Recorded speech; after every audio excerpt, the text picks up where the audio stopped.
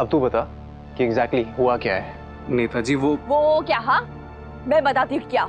भाई जैसा कहते ना मेरे ऋषि को, तो अपने भाई को मरवाना चाहते थे आप? What? नहीं, आप मेरी बात सुनिए अभी। अरे नहीं चाहते थे ना? तो क्यों इतनी गन वाली सिक्योरिटी में ओपोजिशन पार्टी के समर्थकों के बीच उनकी नेता पे इंक फेंकने के लिए अपने सगे भाई को भेजते कभी? नहीं ना, क्योंकि सगे और भाई जैसा होने में बहुत फर्क होता है नेताजी। कहना सच नहीं होता और सच को कहने की कोई जरूरत नहीं होती है, क्योंकि आपका जो जैसा भाई है ना, मेरा असली वाला है और मेरा एक ही भाई है। ऋषि नहीं, मैं सुमन। बात करनी है तो मुझसे बात कीजिए, क्योंकि आज मैंने बचाया इसे, आपने नहीं। तो आपका तो कोई मतलब ही नहीं बनता मेरे ऋषि से बात करने का। दीदी बस कर।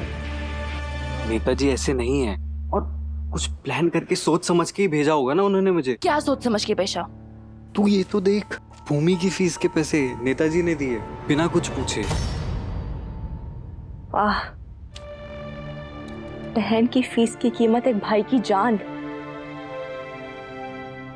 नेताजी, आपके लिए जान का सौदा फायदेमंद होगा, लेकिन हम गरीब अगर आपके धंधे इस नेतागिरी में आ गए ना, तो जान जहान ईमान सब गवा बैठेंगे।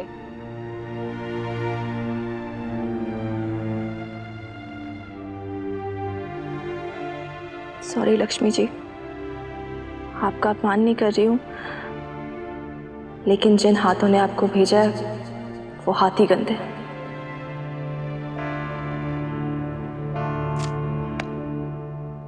ऋषि मेरी बात तो सुनेगा नहीं, इसलिए सीधा सीधा आपको बोल रही हूं, अगर आपकी वजह से मेरे ऋषि को कुछ भी हुआ ना, तो ना आप रहेंगे ना आपकी नेतागिरी।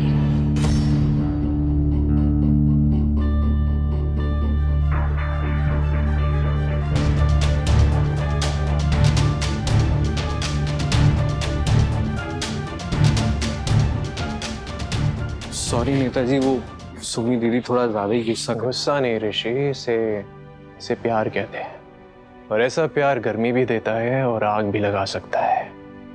और मैं ऋषि, मैं जलना नहीं चाहता। चल अब साफ साफ बता कि एग्जैक्टली हुआ क्या था। अच्छा, तीर्थ भैया ने तुम्हें कोई काम दिया था ना? वो नहीं भाभी, ऐसा कुछ तो नहीं कहा मैंने। अजीब बात है, मे भी तुम्हें मैसेज कर देंगे।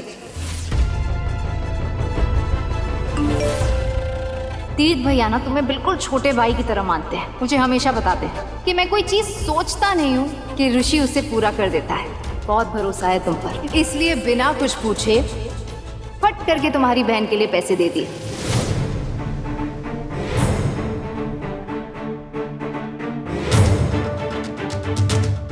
भाभी, मना किया था ना मैंने आपको कि मेरे काम में कभी भी टांग मत अड़ाना।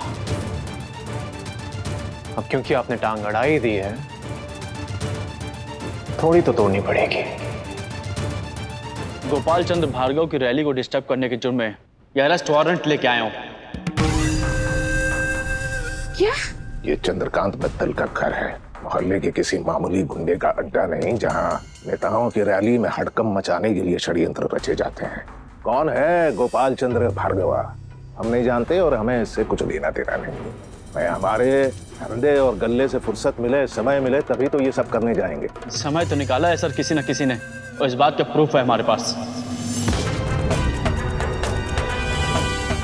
ये काम आपके बेटे तीर्थ मित्तल ने करवाया है।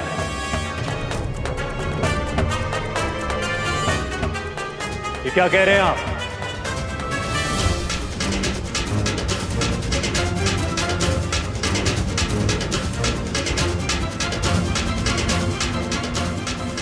क्या जरूरत थी इतना सब बोलने की? ऐसी क्या पट्टी पड़ा रखी तेरे नेताजी ने तुझे कि तू उन्हीं के गुण गाता रहता है? तू कब समझेगा ऋषि, तेरा ये नेता सिर्फ अपने बारे में सोचता है। आंखें खोल ऋषि, तू बच्चा नहीं है। वही मैं कह रहा हूँ सुमी, तू आंखें खोल और देख, मैं बच्चा नहीं हूँ, अब बड़ा हो गया हूँ। तो मुझे समझ में आता है कौन क्या कर रहा है, कौन क्या सोच रहा है और कौन कैसा है। कौन कैसा है बता ना, जो बोला खुल के बोल। मैं तो बोल दूंगा, तू सुन पाएगी? बोल। इंस्पेक्टर साहब, मैंने कुछ नहीं किया है। ओके, ये तो कोर्ट डिसाइड करेगी। कोर्ट? आप ये कहने की कोशिश करें कि आप मुझे तीर्थ मित्तल को जेल ले जाएंगे? क्या प्रूफ क्या आपके पास? दिखाएंगे जरा प्लीज। जितना भी प्रूफ देखना है ना, पुलिस स्टेशन चलकर देख लेना।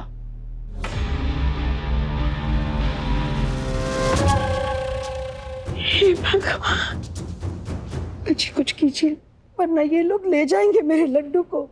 कोई कहीं नहीं जाएगा। ये चंद्रकांत मित्तल का बेटा है, कोई सड़क चाप मुंडा नहीं। क्या नाम है आपके सीनियर का? कौन है? उन्हीं का ऑर्डर है सर।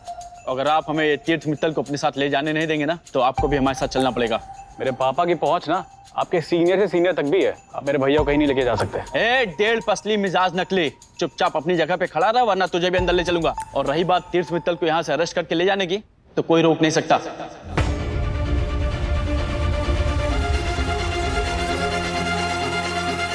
दीदी वो लोग तीर्थ को जेल लेके जा रहे हैं, कुछ करो ना। मैं क्रिमिनल से शादी कैसे करूंगी बताओ? हवलदार ले चलो इन्हें। नहीं नहीं नहीं नहीं, रहने दीजिए।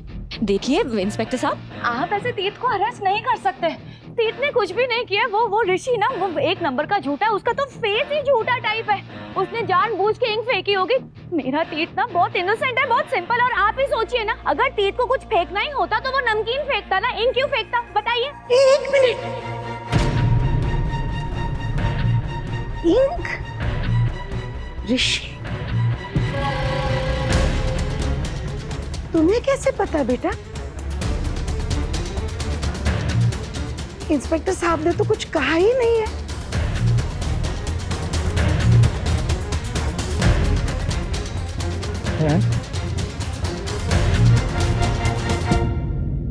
Toshi ji, thank you so much.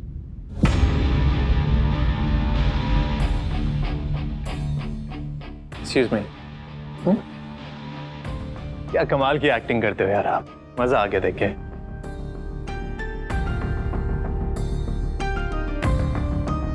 चलो। क्या तमाशा है ये? नौटंकी है पापा। एक नया नाटक आया है, देखा होगा आपने। तू शेर तो मैं सवा शेर, बस उसी की प्रैक्टिस कर रहे थे।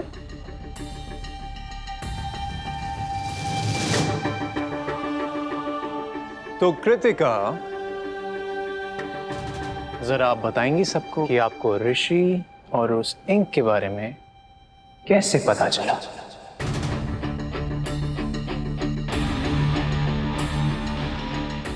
वो तीर्थ एक्चुअली मुझे पापा घर बुला रहे। मैं बस अभी आई। हाँ अभी। बोलो ना कृतिका,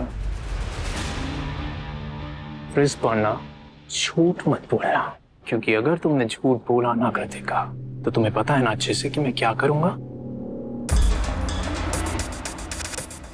उसके बाद तुम्हारी एक भी पिक्चर लाइक नहीं की जाएगी। सब लोग जानना चाहते हैं तुमसे सच्चाई। कम ऑन, से इट।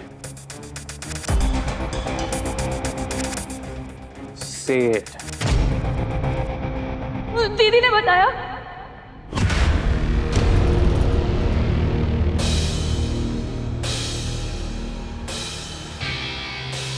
और दीदी ने तुम्हारे फोन से ऋषि को मैसेज भी किया था कि नेता पर इंक फेंक दो।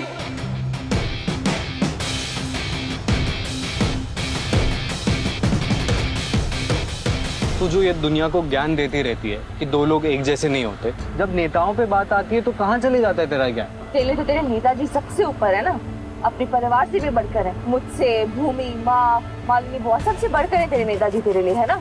हाँ तो तेरे लिए बाकी सब तेरे परिवार से बढ़कर नहीं है? क्या प्रॉब्लम क्या है तेरी? तू समझता क्यों नहीं है? पापा, अगर मैं भाभी से जवाब मांगता तो सवाल मुझ पे ही उठते हैं। अब सारा कच्चा चिट्ठा आपके सामने है, तो आप चाहें तो इनसे सवाल पूछ सकते हैं। पापा जी। क्या हो भाभी, प्रॉब्लम हो रही है पापा को सच बताने में? दिक्कत आ रही है? Do need any help? मैं कर देता हूँ, सच में बता देता हूँ बिल्कुल भाभी के अंदाज में। पापा जी, वो सुमन ने उस दिन मुझ पे कीचड़ उछाली थी ना, तो उसके भाई को मैंने ऑलमोस्ट मरवा के उससे बदला ले लिया, ऐसा कुछ। उसका उछाला हुआ दाग तो कब का साफ हो गया, लेकिन उसने जो आप पर, हमारे दुकान पर, हमारे नाम पर कीचड़ उछाला है, उसे मैं कैसे साफ करूं? बताइए। पापा जी, दुकान हमारी खुलनी थी, लेकिन सारा नाम वो लूट के चली गई। मुझ पर जो कुछ भी हुआ उसे मैं भूल जाऊं, लेकिन उसने अगर पापा जी पे नजर भी उठाई ना, वो मैं कभी बर्दाश्त नहीं कर पाऊंगी। शायद आपके लिए ये घर, परिवार, नाम, ये सब इम्पोर्टेंट नहीं है, लेकिन मेरे लिए ये सब कुछ है। देखिए भाभी, आप तीर्थ, मैंने तुझसे पहले भी कहा था, सड़क की गंदगी घर ले आएगा तो बीमारी फैलेगी।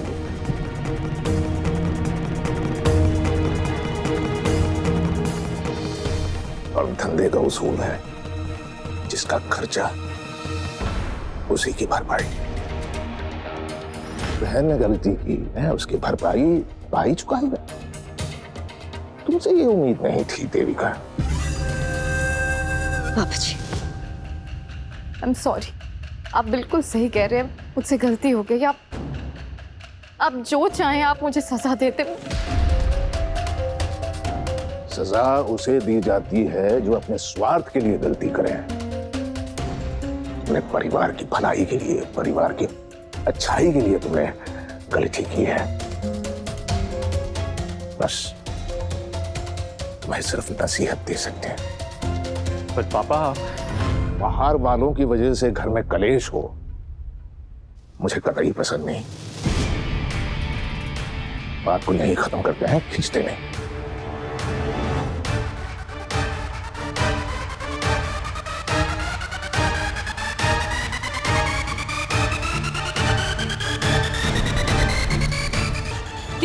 तीर्थ, जितना उसके पीछे भागेगी उतना ही वो तुमसे दूर भागेगा। तुझे वो कंट्रोल में चाहिए ना, तो उसे ऐसा बांध कि वो कभी भाग ना पाए।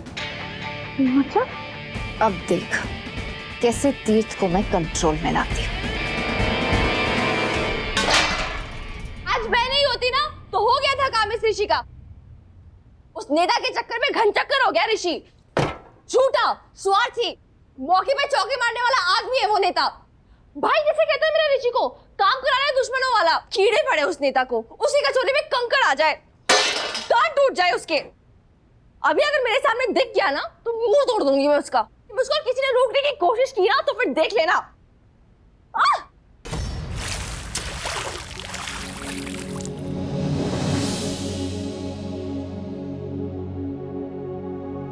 फूलों से स्वागत सुना था, लेकिन पानी से स्वागत पहली बार देख रहा हूँ।